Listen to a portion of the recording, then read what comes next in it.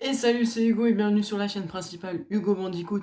Aujourd'hui, on va parler assez rapidement du film d'animation Injustice. Donc, c'est le premier film d'animation qu'on va parler sur cette chaîne, sur la chaîne principale. Donc, je suis assez content de vous en parler. Alors, il y aura beaucoup de critiques qui vont sortir prochainement. Il y aura des critiques sur certains comics. Enfin, c'est un nouveau format. Il y aura la critique de Venom 2 qui, je pense, va être très salé. Mais là n'est pas le sujet, puisqu'aujourd'hui, on va parler de DC et de Injustice. Donc, Injustice, c'est avant tout, dans un tout premier temps, un jeu vidéo. Ensuite, on a eu droit à une série de comics donc, qui est juste là, voilà. Donc, j'ai pas tous les tomes encore, mais ça me suffit pour connaître largement. Là, j'ai 1, 2, 3, 4, 5, 6, 7 tomes.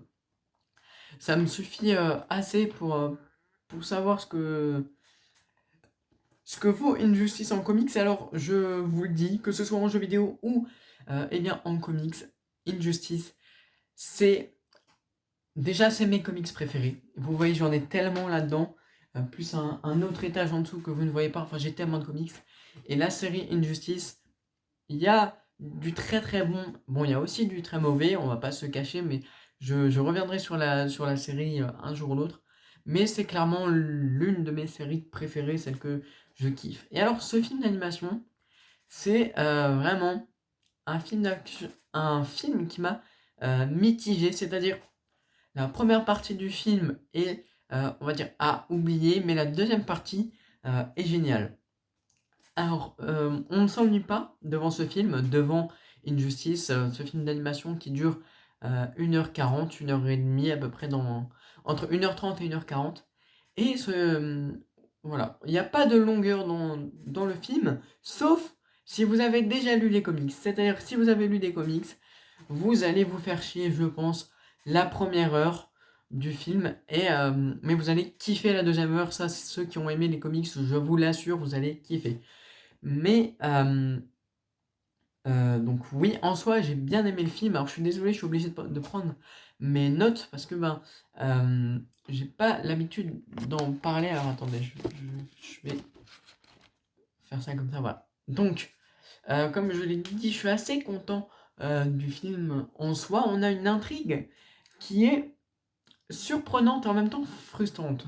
C'est-à-dire que euh, la première partie du film, comme je l'ai dit, la première heure, c'est du copier-coller de ce que on a dans les comics. C'est vraiment exactement la même chose. Vous allez avoir les mêmes images, vous allez avoir les mêmes dialogues. Oui, pour vous dire comment ça va loin. En fait, la première partie du film, ils se sont dit, bon, il nous faut un storyboard, ouvre le comics, on va faire exactement la même chose. Les mêmes dialogues, c'est les mêmes scènes, etc. Alors je sais pas si c'est ça dans tous les autres films d'animation, etc. Mais effectivement, là je vais pas en sortir un pour vous montrer, mais c'est les mêmes dialogues, c'est la même chose finalement. Comment je peux dire ça? Tout est, en fait, c'est du copier-coller sur la première heure du film. Cependant, sur la deuxième heure, on part sur quelque chose d'exclusif qui n'a pas été vu ni dans les comics ni dans les jeux vidéo. Je crois, parce que j'ai pas joué aux jeux vidéo et j'ai pas fini les comics, mais ça m'étonnerait.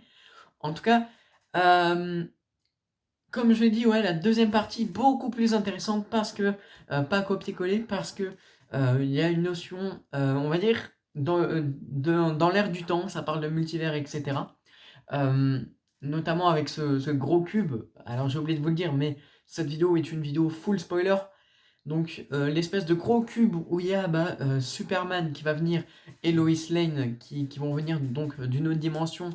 Et du coup il y aura un super combat entre les deux Superman, mais ça c'est beaucoup trop stylé.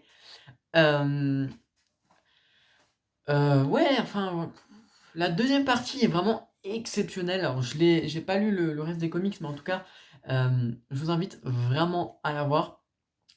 Au niveau des personnages, alors les personnages, c'est la Justice League, donc on va dire il n'y a rien d'original, il n'y a rien qui sort de l'ordinaire, mis à part, si, le comportement de Superman, puisque là j'ai trouvé même très violent, mais même beaucoup plus violent que dans les comics.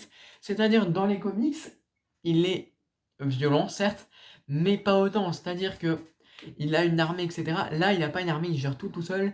Et notamment cette scène dans le gymnase où il vient de tuer, mais littéralement, tous les enfants, enfin les enfants, les adolescents qui font la fête en hommage au Joker, il va tous les massacrer. Et là, tu te rends compte que ce Superman, il est beaucoup plus violent, donc je l'ai kiffé.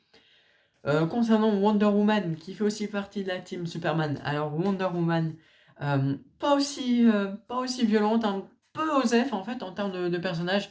Dans les comics, il y a tout un arc narratif sur elle. Là, dans le film, c'est pas trop le cas, elle est un petit peu mise sur le côté. Et là où, par contre, j'aurais besoin de votre aide, c'est sur le personnage de Flash. En fait, on le voit mourir à la fin du film, alors décapité, je crois. Enfin, je sais plus trop ce qui lui arrive, mais on le voit mourir. Mais on ne sait pas qui l'a tué, on ne sait pas pourquoi, et on ne sait pas comment. Donc, est-ce qu'il y aura une suite? Ça, je sais pas, mais dites-moi dans les commentaires si vous savez ce qui est arrivé à Flash. Peut-être que c'est tiré des comics, etc. Mais je pense pas, parce que le film peut être vu indépendamment des comics. Et là, vraiment, on ne sait pas ce qui s'est passé avec Flash. On ne sait pas qui l'a tué, on ne sait pas pourquoi on l'a tué, et même la Justice League ne s'inquiète pas pour lui. C'est-à-dire, à aucun moment il s'appelle Flash, à aucun moment il demande ses nouvelles, etc. Donc, il y a vraiment un gros problème, une incohérence, un truc qui n'est pas résolu avec Flash. Et ça me pose problème. Donc, dites-moi dans les commentaires si vous savez ce qui est arrivé à Flash. Donc, voilà. Au niveau des dialogues, alors, des dialogues inutiles, je pense, alors là, j'en ai pas en tête, mais je pense très certainement qu'il doit y en avoir. J'ai pas d'exemple en tête, mais à mon avis, il doit y en avoir quelques-uns. Mais si je les ai pas en tête, c'est que c'est pas forcément grave. Alors, un film qui correspond au film d'animation, ça, c'est clair et net. C'est-à-dire que si vous avez souvent l'habitude de regarder des films d'animation, en plus de ça, des films d'animation d'ici, alors, faut savoir qu'en termes de films d'animation, je préfère de très très loin les DC au Marvel. À part quelques séries de Marvel qui sortent du lot, comme là, Ultimate Spider-Man, mais c'est vraiment. Voilà, c'est une série, et encore les films d'animation Marvel, du peu que j'ai vu, c'est très ennuyant, c'est très chiant, etc.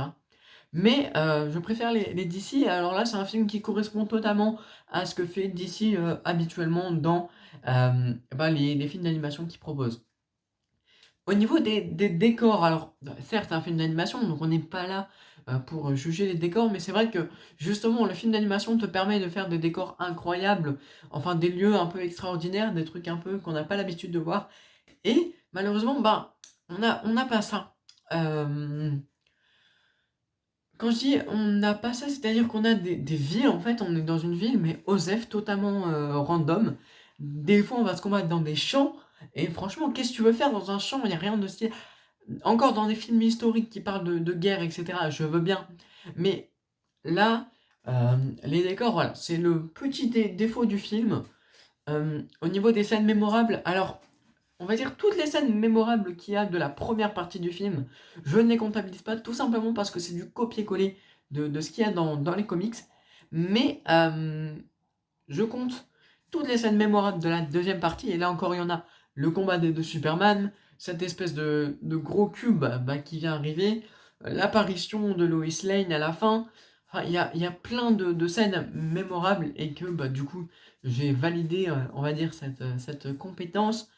Alors, au niveau des plans variés, j'ai pas beaucoup vu de plans larges, mais beaucoup de plans différents. Donc, c'est pas forcément parce qu'il y a des plans larges que les plans sont différents.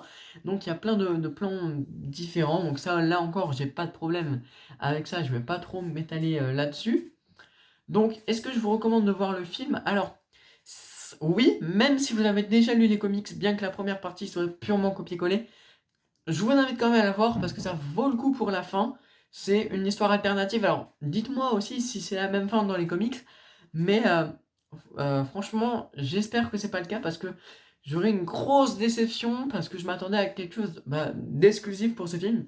Mais étant donné que j'ai pas lu tous les comics, je sais pas. Si ça se trouve, ça se finit comme ça et ce serait bien malheureux. Mais voilà. Sinon, est-ce qu'il y aura une suite à Injustice? Alors, très probablement, sachant que il y a deux séries de comics, Injustice 2, qu'il y a deux jeux vidéo. Donc il y aura probablement 2 films, sachant même qu'il y a ce problème avec Flash qui pourrait faire rebondir, on va dire, sur cet événement lors du deuxième film. Alors, étant donné qu'il est sorti récemment, le premier film, il est sorti cette semaine, donc je pense pas qu'on aura un deuxième pour très bientôt. Mais voilà. Alors, la note du film, elle est quand même relativement basse, bien que je l'ai bien aimé, elle est de 6/10. Alors, j'ai très apprécié le film, c'est comme Free Guy, il est très mal noté, mais je l'ai bien apprécié, c'est juste que ça correspond pas forcément à tous les critères, c'est pas non plus quelque chose d'extraordinaire, on va dire, et puis surtout le fait que ce soit un film d'animation, ça permet, on va dire, de faire beaucoup plus de choses, d'avoir plus de liberté, et là, c'est un petit peu ce qui a tout bloqué, on va dire. Donc c'est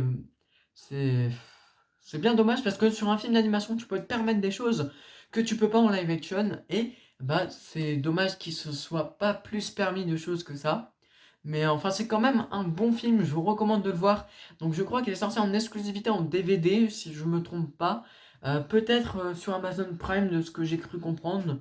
Je suis pas persuadé, mais en tout cas, il est disponible en DVD, donc allez acheter le DVD. Je sais que ça se fait plus trop les DVD, mais voilà, achetez-le en Blu-ray, regardez-le et puis vous allez kiffer quand même.